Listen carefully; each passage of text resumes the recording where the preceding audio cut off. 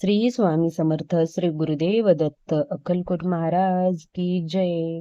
स्वामी भक्तांनो, मंडळींनो, अत्यंत पावन असणारे महिने म्हटलं तर श्रावण आणि मार्गशीर्ष. जेवढ्या उत्साहात श्रावण महिन्यातील आपण प्रत्येक सण साजरा करतो ना, तेवढ्याच उत्साहात मार्गशीर्ष महिन्यामधील सण देखील आपण उत्साहात साजरे करत असतो. या महिन्यामध्ये चंपाष्टमी येते, दत्त जयंती येते, माता लक्ष्मीचे उपवास केले जातात आणि त्याचसोबत आपल्याला मार्गशीर्ष महिन्यामधील अत्यंत अशी प्रभावशाली भगवान विष्णूंची सेवा करायची आहे. ती कोणती? व्यंकटेश स्तोत्राची. ही सेवा जर आपण मार्गशीर्ष महिन्यामध्ये केली ना, तर त्याचा आपल्याला अत्यंत फायदा होतो. भगवान विष्णूंना मार्गशीर्ष महिना अत्यंत प्रिय आहे.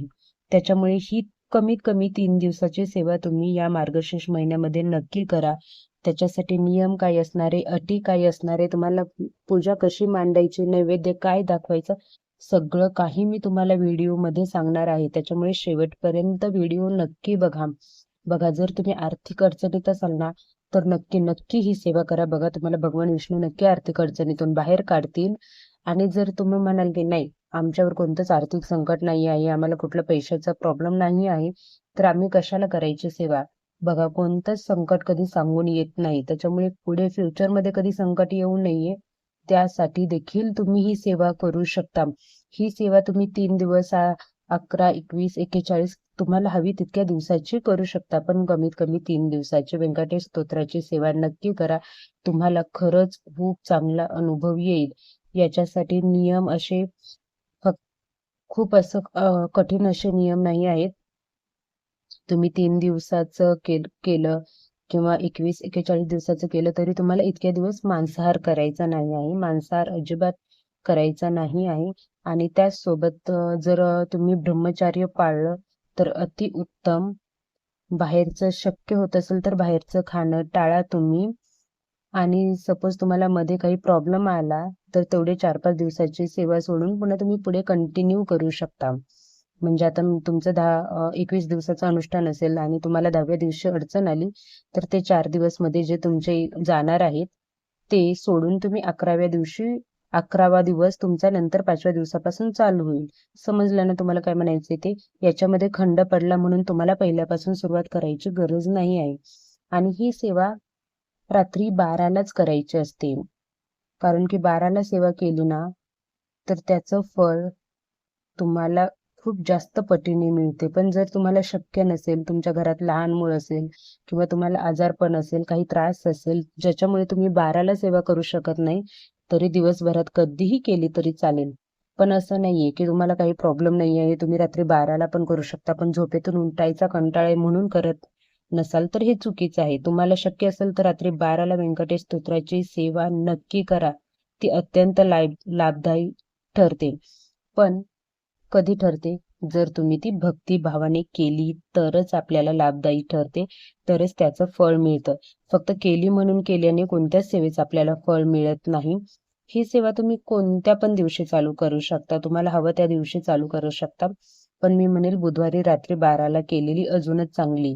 कारण की बुधवारी रात्री 12ला केली म्हणजे आपला गुरुवारचा दिवस उजडला असं आपण मानतो. रात्री 12 पासून गुरुवार चालू होतो. त्याच्यामुळे बुधवारी रात्री सुरुवात करा तुम्ही या सेवेला, पण बाकी तुमची मर्जी. पण रात्री 12ला सेवेला बसण्यापूर्वी तुम्हाला अंघोळ करायची आहे. अंघोळ केल्याशिवाय कुठली सेवा कधीच करायची नसते. दिवसभर आपण कोणाला म्हणजे कुठल्या लोकांपासून आलेलो असतो, कोण कसं असतं, कोण विटाळ पाळी सुतक आपल्याला काही माहिती नसतं. त्याच्यामुळे रात्री 12ला किंवा तुम्ही कधी कधी 10 वाजता झोपणार, मग 12, 11:30ला उठणार आणि मग पूजेची तयारी करणार. तर असं नाही. तुम्ही 12ला बसायचे ना तुम्हाला पूजेला, तर तुम्ही रात्री 11:30ला अंघोळ करा आणि नंतरच बसा. सगळ्यात पहिलं तुम्ही भगवान विष्णूंना नमस्कार करा. तुम्ही तुमची अडचण काय आहे ती सांगा. तुम्हाला जर पूजा मांडण्याची इच्छा असेल तर मांडू शकता, नाहीतर तुम्ही मंदिरातही केली तरी चालेल. चौरंगावर, मंदिरात म्हणजे देवघरात. आणि जर पूजा मांडणार असाल ना, तर चौरंगावरती एखादा नवीन कपडा, ब्लाऊज पीस जे आहे तुमच्याजवळ ते ठेवा. त्याच्यावर भगवान विष्णूंचा फोटो ठेवा. तो नसेल तर बाळकृष्णाची मूर्ती ठेवली तरी चालेल. दिवा धूप लावा, फोटोला हार लावा, फुलं वाहा. आणि तुमच्याकडे तुळशीपत्र असेल तर तुळशीपत्र नक्की वाहा. आणि जर तुम्हाला पूजा मांडायची नसेल तर देवघरातच दिवा धूप लावून फुलं वाहून तुम्ही तुळशीपत्र वाहून सेवा केली तरी काही हरकत नाही आहे. तुमचं पूजा मांडून झाली किंवा पूजा नसेल मांडली तरी धूप दिवा लावून झाला ना, त्यानंतर परत भगवान विष्णूंना प्रार्थना करा, तुमची अडचण सांगा आणि संकल्प करा. तुम्ही किती दिवसाची सेवा करणार आहात?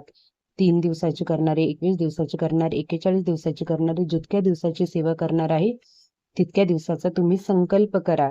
आणि जर तुम्ही पूजा मांडणार असाल ना, तर तितके दिवस तुम्हाला पूजा मांडणी हलवायची नाही आहे, त्याच जागेवर ठेवायची आहे. त्याच्यामुळे तुम्ही ठरवा तुम्हाला पूजा मांडायचीच आहे की नाही मांडायची. आणि आता व्यंकटेश स्तोत्राची सेवा कशी करायची, तर बघा, व्यंकटेश स्तोत्र हे 2 भाषेमध्ये आहे.